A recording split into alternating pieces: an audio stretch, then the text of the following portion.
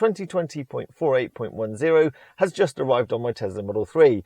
So is it the awesome holiday update that Elon Musk has tweeted is everything you've ever wanted and everything you didn't even know you wanted? Well, let's find out. In short, nope. 2020.48.10 is quite a minor update. But don't take that as a bad thing, because the last few updates to the Tesla Model 3 have been pretty minor in terms of new features added. This can surely only mean one thing, because Elon Musk tweeted that the holiday update was fire, so it should be amazing. Now, we normally only get a software update every 4 weeks, so if indeed there is a holiday update, we can expect one imminently. Version 11 of the software and maybe bird's eye view? Fingers crossed. But you're here to look at software update 2020.48.10, so let's have a look at the release notes and see what's new. I'll let you pause the screen in case you want to read all the text yourself. But the first thing that's new is text messaging has been refined. So if you've got those annoying friends that will send you a text message per line rather than using commas, they've now amalgamated all the messages so it will dictate and list them all at the same time, which means you won't have to press the right scroll wheel every time you want to listen to a message.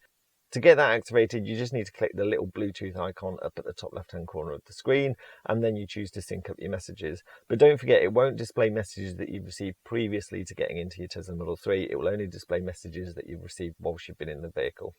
The other improvement is under the toy box, and it's TRAX 2.0. So if you regularly create music while you're charging up, you'll appreciate the new user interface and where you can create some new tracks.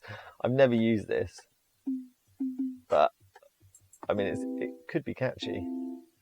Maybe I do this instead of subscribing to create my music. Maybe I should just write it myself, if only I was that creative.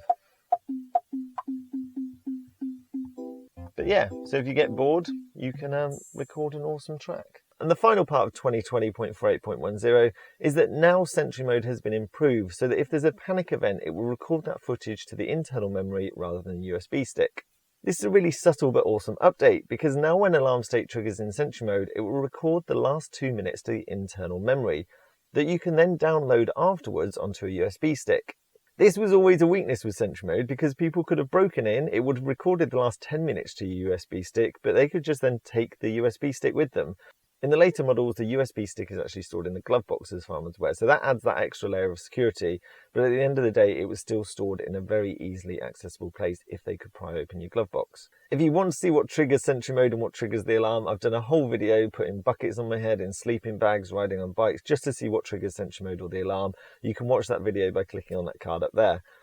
But I think by far this is the best part of 2020.48.10. I've taken the Tesla Model 3 out for a spin this morning and I've not noticed any difference in the visualizations or the autopilot.